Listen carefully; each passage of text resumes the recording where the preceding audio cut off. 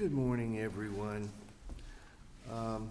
We'll hear the cases today in the order in which they appear on the docket. Remember, if you're the appellant, you may reserve some time, up to 5 minutes, for rebuttal, but that's only if you want to. You don't have to. Remember that we stream live these arguments, and they will be on YouTube, so you can go back and look at them, and that means they're permanent. So what you say stays. So always think about that. If you want your grandchildren to see you sometimes saying something you don't want them to hear. If there's no announcements, seeing none, would you call the first case, please? James Elton Gillies et al. Versus Rebecca Noelle Mitchell Gillies.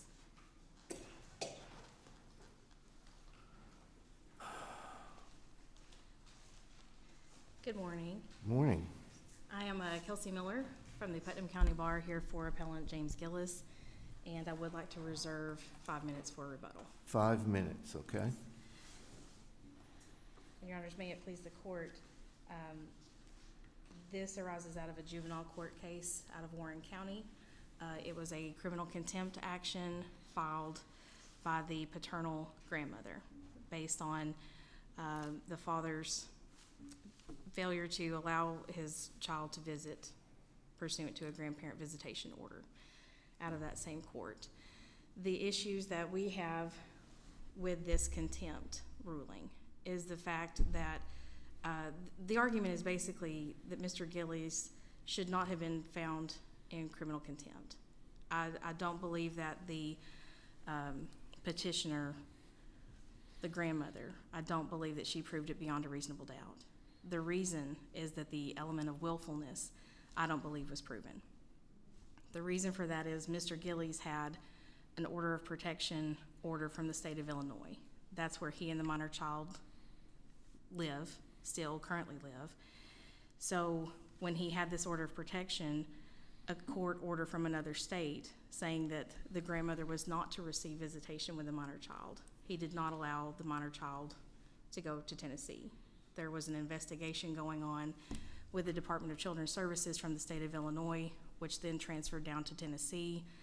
And when that order of protection from Illinois was ultimately dismissed or denied, the visitation resumed in Tennessee. So were all the days covered by the two separate orders, all of the days of visitation that were not honored, were they all under one of the two respective orders? Yes, sir. Yes, they were. So the time that the grandmother missed, the 28 days that she missed, were covered by the order from the state of Illinois. By the time we got to the hearing in March, the child was actually in Tennessee with the grandmother. She was there because there was no competing order from the state of Illinois. So she was there. So the time that Mr. Gillies did not send the child down to Tennessee, she was covered under the Illinois order. And I think it's important to note that in that Illinois order, in that documentation, Mr. Gillies did point out that there was a Tennessee court order. So Illinois did know that there was a Tennessee order stating that the child was to visit with the grandmother. The Illinois court apparently knew that and still ordered this order of protection. Now, obviously, I'm not licensed to practice in the state of Illinois, so I can't speak to their procedures or their specific orders. But when we have this competing order from the state, the home state of the child, versus this order from the juvenile court of Warren County, that was my issue in the juvenile court. Why I told the judge, I don't believe that the element of willfulness is there because he was complying with another court order. Could willfulness be present here if father is abusing the judicial process in Illinois? And it's it's time for grandmom to visit with the child, and then there's allegations of impropriety by grandma that results in an order, protective order. If father's abusing the judicial process in Illinois to prevent that visitation, can that be, I'm not saying Right. that you're agreeing that that's what occurred Right. here, but could that be a basis for willful action by father? Well, I think that's a very fact-intensive question, obviously. And as you said, I don't believe that the father in this case was doing that. Could there be a situation where someone was weaponizing the judicial system in another court in order to circumvent the court orders of this state? I believe perhaps there is a situation where that's possible. The reason I don't believe it was present in this case is because the investigation that opened up was as the result of the child's counselor made some sort of disclosures to the Department of Children's Services in Illinois. It wasn't the father who did that. It was the child's counselor. So the contact on the second order is by the counselor contacts Illinois Yes. authorities, not father? Not father. It was the child's counselor. So when the child's counselor, so then we had this investigation that opened up. Father doesn't want to do anything to circumvent that investigation, but based on what he understood at the time, he gets this order from the state of Illinois in the county in which he and the child reside. So he gets this order. He explains to them there is an order in the state of Tennessee.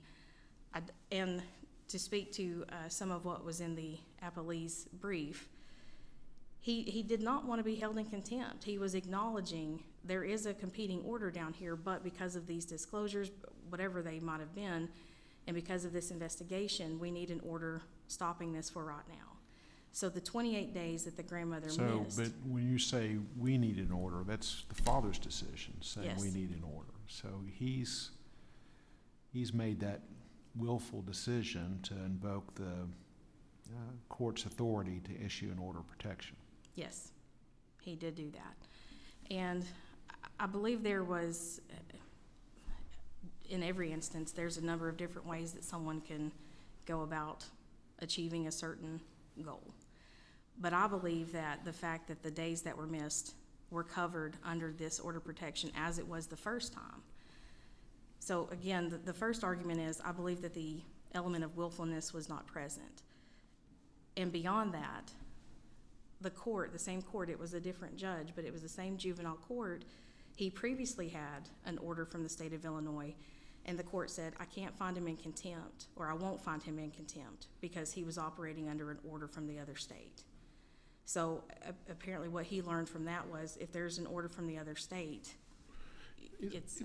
Doesn't the first proceeding really end with more of a suspended sentence, though? And we have, Yes. It's not that there wasn't contempt, it was that I'm not going to send you to jail right now, I'm going to suspend the sentence. So with the first contempt that resulted in the stayed sentence, there were allegations of contempt that the juvenile court specifically addressed and said, for those I cannot find contempt. For these others, that's what resulted in the stayed sentence of the 100 days. So I guess to that point, though, it strikes me that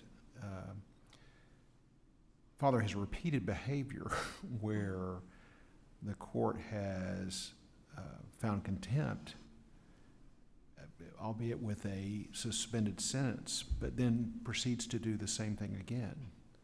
I mean, that strikes me as going a long way to showing willfulness here. okay, well he did do the same thing again, but at the same time, I would submit to the court that there were new disclosures. There was another disclosure made to the child's counselor that triggered an investigation. So we have a mandated reporter who found whatever the child said rose to the level of we need to have an investigation here.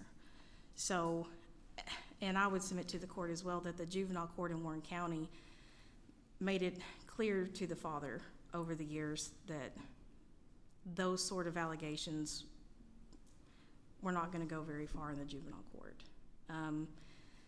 and he lives in the state of Illinois with a child. That's the court that is in his county, in his state. So that was our argument about the willfulness. Even if the element of willfulness was met, which we don't believe that it was, we still argue that the sentencing was an abuse of discretion because it resulted in a 380-day jail sentence. I went to law school because I wasn't good at math, but that's over a year of incarceration. And respectfully to the juvenile court judge, I tried to explain, I said, he's employed, he has a family, and this ultimately hurts the child. So that brought the questions to me. I don't know how we reconcile that. I acknowledge to the court that obviously every court has an interest in ensuring that its orders are followed. That is a very real interest that every court has. The juvenile court, in particular, has the best interest of the child to consider. So how do we reconcile those two things? How do we reconcile ensuring that the court orders are followed so that the authority of the court is respected, but also taking into consideration the best interest of the child? My argument to the court was, and I haven't really found any authority directly on this point, when you're issuing an order of contempt or you're sentencing for contempt, putting a father in jail for 380 days, in my mind, that would be a very traumatic experience for the child. And ultimately, in this grandparent visitation issue, I think it could easily be deduced from that would cause a lot of animosity from the child to the grandmother. They don't understand the nuances and the legalese, but that's my time, so I'll reserve the rest for rebuttal.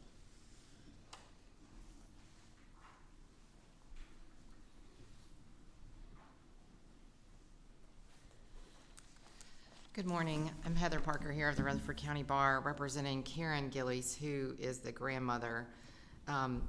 Just off the bat, Rebecca Gillies, I think that the father said in his brief, we believe that she's deceased. I don't have any information about that. I don't think there's anything in the record, but she has never participated in any of the proceedings. This is a grandparent visitation type of case. However, the order that initiates that visitation is not a typical grandparent visitation order. Father and grandmother came to the court and said, I want grandma to have custody, not I want grandma to have grandparent visitation. Now, I don't think it had all the language in it that it would need to have for it to be a dependent neglect order to actually transfer custody under the way that our statutes are set up, but oftentimes people coming to juvenile court are just doing their best to try to achieve the result they want. So the end result of that was that grandma, and the court has already found, has acted as a mother figure to this child because that's how much she had been in the child's life. And so fast forward to where we are today, to go backwards a little bit, just based off what the court was last speaking with counsel about. Father was actually found in contempt in 2020, which has nothing to do with this particular appeal, but there was a previous finding of contempt against him in 2020. And then we have the 2022 finding against him where he was found guilty for 9 counts for not allowing the child to visit, 1 count for not allowing phone calls. That's where we get 10 counts, 100 days suspended. There were other dates that fell under the first Illinois order of protection that the court said, not that I can't find you in contempt, but that I'm not going to. For now, we'll suspend your sentence based on your future compliance with this order. And then a month later, father files another order of protection in the same court that had just dismissed the prior one, making similar allegations against grandmother. Although counsel... In the contempt petition, are there any allegations that father is abusing the judicial process in Illinois? And I can see how abuse of the judicial process could be a basis for willfulness, but is that actually alleged in the contempt petition, that the father is abusing the judicial process in Illinois? Or is it just non-compliance, that the child wasn't delivered at the time the child was supposed to be delivered? I do believe that the order of protection is discussed in the petition for contempt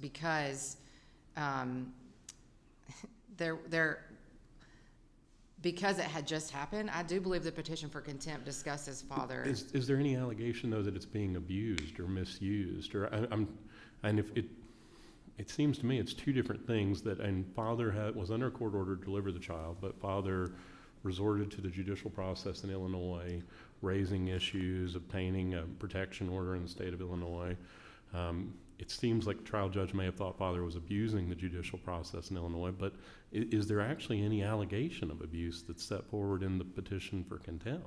I don't know that it's framed as an abuse of the judicial process in the complaint. I think it is framed as fraudulently applied for and got an order that was later set aside nunc pro tunc. Is there any language to that effect, though, that says that it's fraudulent? I don't think so. I think the language is limited to that he willfully failed to visit, and then he brings forward a defense to his willfulness.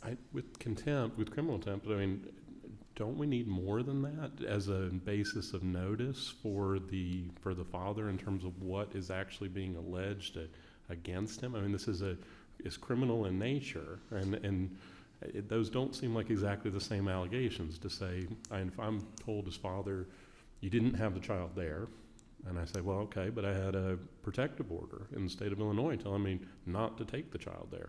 That's one allegation. If I'm told you didn't have the child there and you're abusing the process in the state of Illinois or fraudulently or whatever language is, that seems like a different allegation. Is father being given adequate notice of what he's allegedly done that's contemptuous here? I think that he was given proper notice, and I think that's because when you get to the most base level of contempt, it is there a valid order? Yes, nobody's arguing that.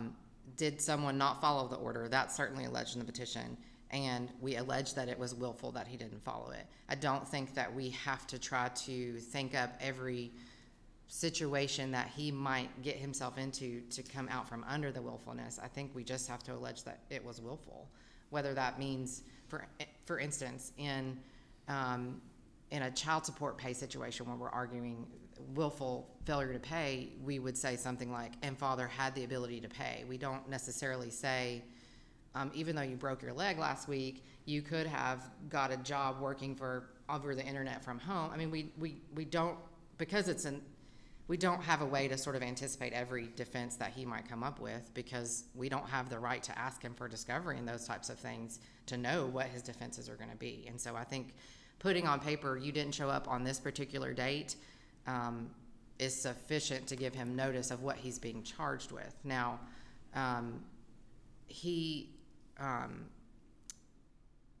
there's a lot about the Illinois order protection and what the child said and to who and all those things that counsel has talked about today and in their brief. That's just not in the record of what happened at the trial court. The orders of protection are in the record, but how we get to point A to point B is just not there because father didn't testify about that. What proof is in the record in terms of regarding the orders of protection that were obtained? The orders themselves. That's it. So there's no other evidence as to that would be a basis either for suggesting a lack of propriety or that there was propriety in terms I of believe the petition and the orders are together. When I say orders, I mean the whole order protection packet. But father didn't present any proof about why he chose to do what he did at the hearing. And the case that I cited regarding you don't get to say that you don't get to put yourself in a position to not be able to follow an order and then say, oh, well, I couldn't follow the order, so it wasn't willful. Those cases sort of are about having a spouse who goes and spends all their money on a boat, and so then they say, well, my bank account says zero, I can't pay alimony. This is a little bit different from that, but it's analogous because Mr. Gillies just finished a court case in this court. He had contact with an attorney. He had contact with this court. He knew how to contact this court. He could have filed an order of protection under emergency jurisdiction up there because that's where the child was, gotten the order of protection, taken it down to Warren County and filed it with the clerk and said, I need a TRO ex parte modification of this grandparent visitation. Somebody that was acting in good faith, that's exactly what they would have done. He never, not one time, did he file a petition to modify the grandma's visitation. As we're sitting here, it's just him So I'm not I want to content. understand what is actually in the record here with respect to the Illinois proceedings. So you mentioned the petition, the orders of protection. Do we also have in the record the dismissal of the order of protection nunc pro tunc? Yes. Okay.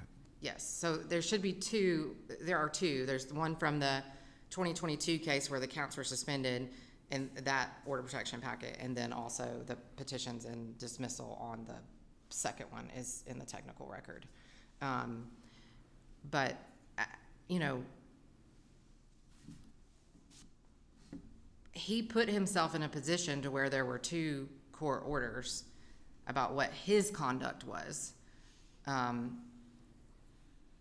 Grandma was the one prevented from doing something under the order of protection, not father. It wasn't that father can't take the child there.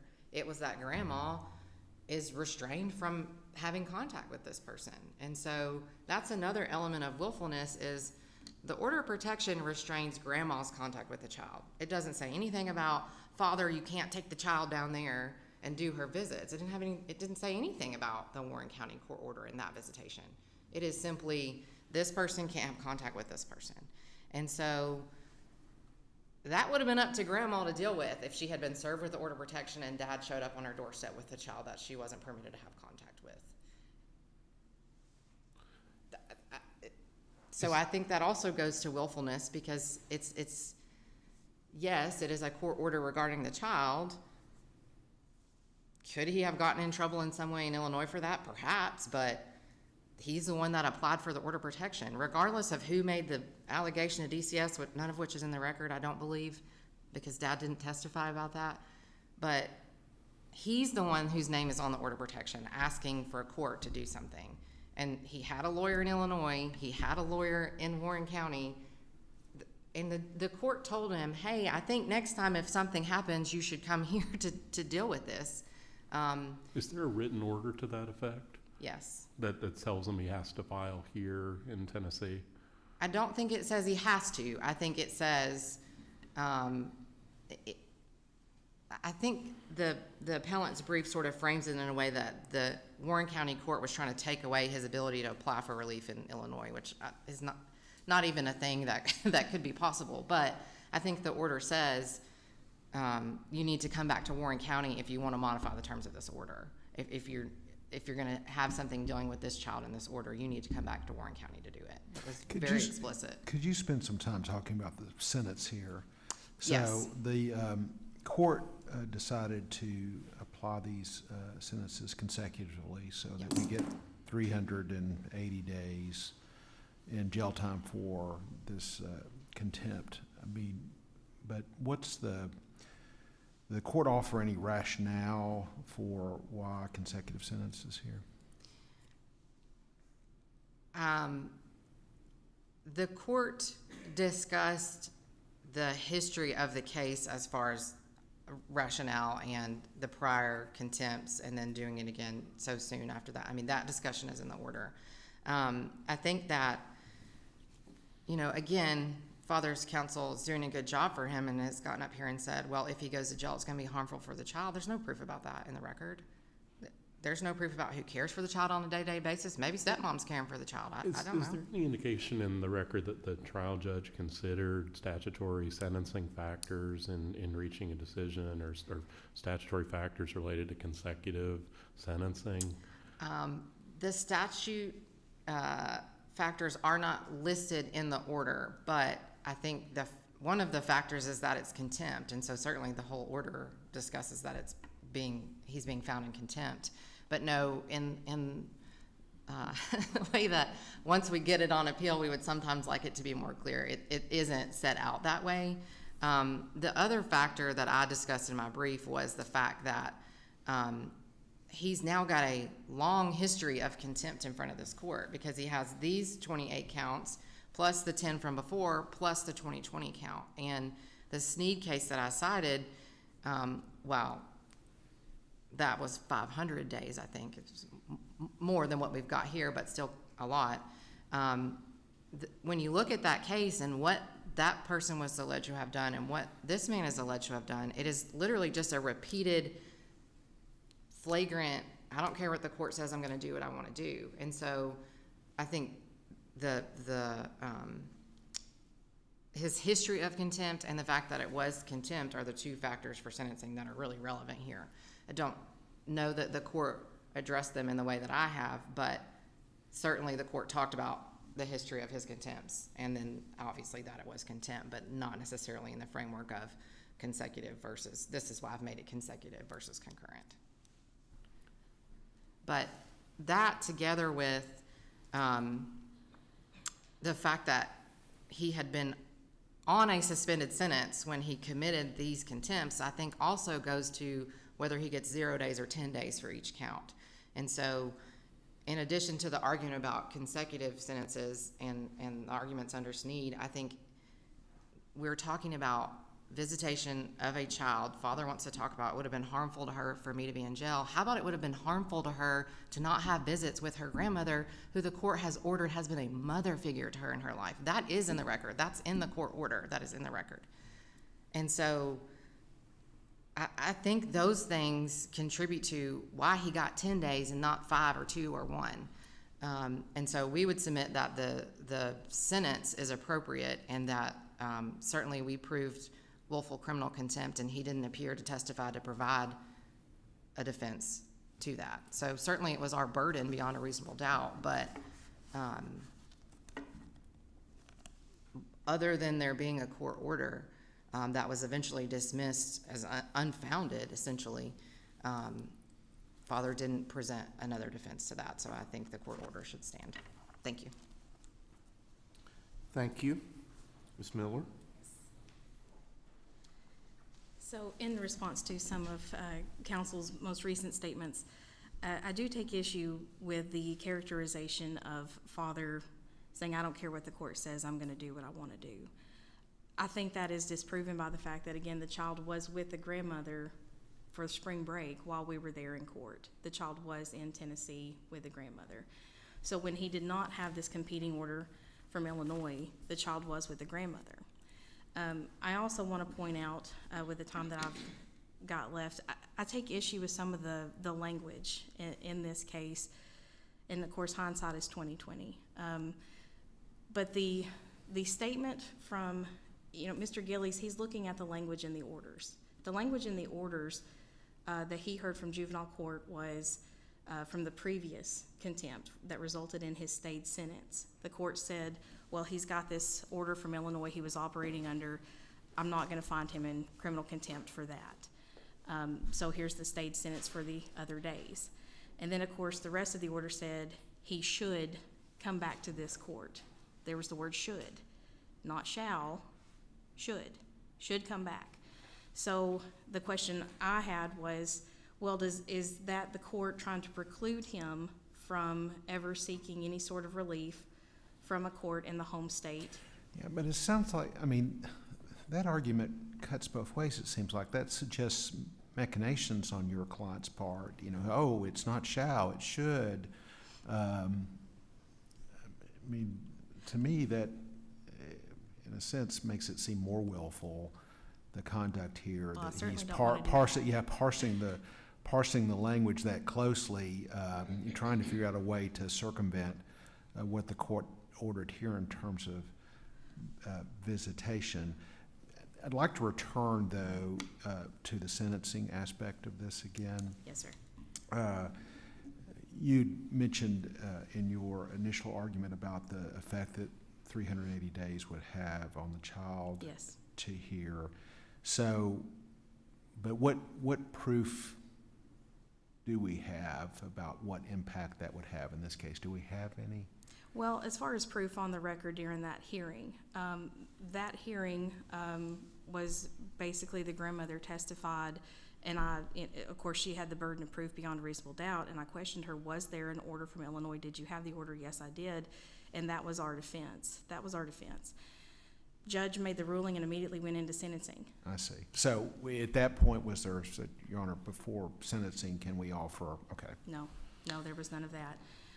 Now, I did argue to the court. I said, Your Honor, he's the breadwinner of his family. He works, as an officer of the court, I was telling him, if we sentence him, and I believe I asked about weekend, you know, if he's gonna serve this time, can he serve weekends? Because it would have father traveling down to Tennessee to, I think as the court said, spend time in the Warren County Jail. I said, is weekends an option? And he said, no, I think we need to do consecutive.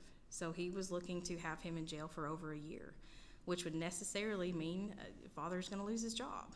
And I don't think that we need proof for that. I think that's just a logical deduction from that. And so I think the court also made mention of, I think he was just thinking out loud here, but he said, well, if the child comes down here, she may not have anybody to watch her. So maybe, it's almost as if he was contemplating grandmother having custody at that point. So the sentencing, again, we went straight into it. In that ruling, he found contempt. He did not use the same decision-making as the previous court about saying that that order was a defense. So he did not find that that was a defense. So, and I want to be very clear to the court, it's more my concern about the language in the order about the he should come down here. I don't think he was playing semantics or games. My concern is, to Your Honor's point about, I feel like the words matter and notice matters. What we say to litigants, what the court says to litigants, it matters. He was paying attention, and he was trying to go to the proper channels. He has one channel in Illinois, he has another channel in Warren County. That's what the UCCJEA acknowledges, is that there's multiple jurisdictions that could have jurisdiction at one time. So he was trying to go through the proper channels, and I believe that he was showing respect to both courts by when he did not have the orders of protection. And I believe, to your point, or maybe it was yours, these orders being dismissed nunc pro tunc, he did not have that information. And I will point out that I think there was the conclusion of the investigation that was submitted that morning in court. We did not have that conclusion of that investigation prior to that day. So he didn't have that information that day. We didn't have that information until that day. So, Thank you. Yes, thank you.